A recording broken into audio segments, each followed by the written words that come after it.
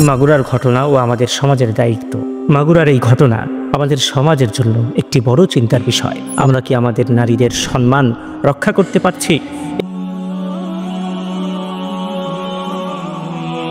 আসসালামু আলাইকুম ওয়া রাহমাতুল্লাহি ওয়া বারাকাতুহু। প্রিয় ভাই ও বোনেরা, আজ আমি আপনাদের সামনে একটি অত্যন্ত বেদনাদায়ক ও হৃদয় বিদারক ঘটনা নিয়ে আলোচনা করতে চাই।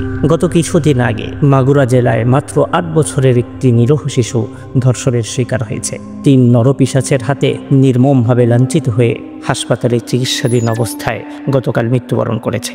এই ঘটনা শুনে প্রতিটি মানুষের হৃদয় কেঁদে ওঠে। এই ঘটনাটি শুধু একটি শিশুর মৃত্যু নয়, এটি আমাদের সমাজের বিবেকের মৃত্যু, এটি মানবতার মৃত্যু। আজ আমি আপনাদের সামনে এই ঘটনার আলোকে ইসলামের নির্দেশনা এবং ধর্ষণের বিরুদ্ধে ইসলামের কঠোর অবস্থান নিয়ে আলোচনা করব। ইসলামে নারীর মর্যাদা ও নিরাপত্তা।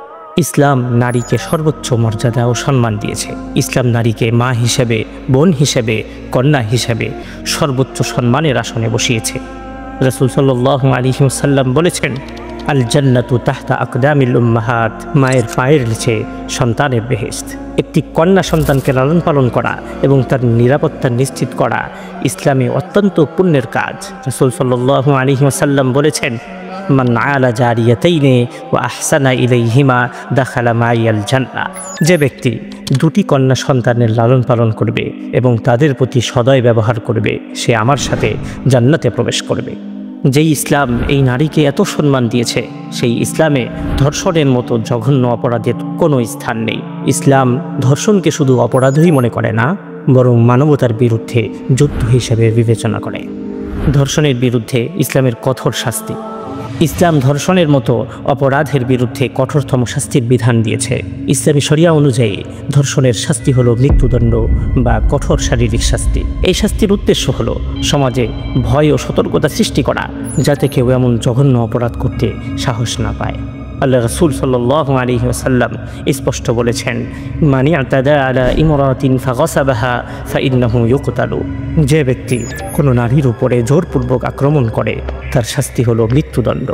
ইসলাম এই কঠোর শাস্তির মাধ্যমে সমাজে শান্তি ও নিরাপত্তা প্রতিষ্ঠা করতে চায়। ইসলাম চায় না কোনো নারী বা শিশু নির্যাতনের শিকার হোক। মাগুরার ঘটনা ও আমাদের সমাজের দায়িত্ব। মাগুরার এই ঘটনা আমাদের সমাজের জন্য একটি বড় চিন্তার বিষয়। আমরা কি আমাদের শিশুদের নিরাপত্তা নিশ্চিত করতে পারছি? আমরা কি আমাদের নারীদের সম্মান রক্ষা করতে পারছি? এই ঘটনা শুধু ধর্ষণকারীদের অপরাধ নয়, এটি আমাদের সমাজের ব্যর্থতা।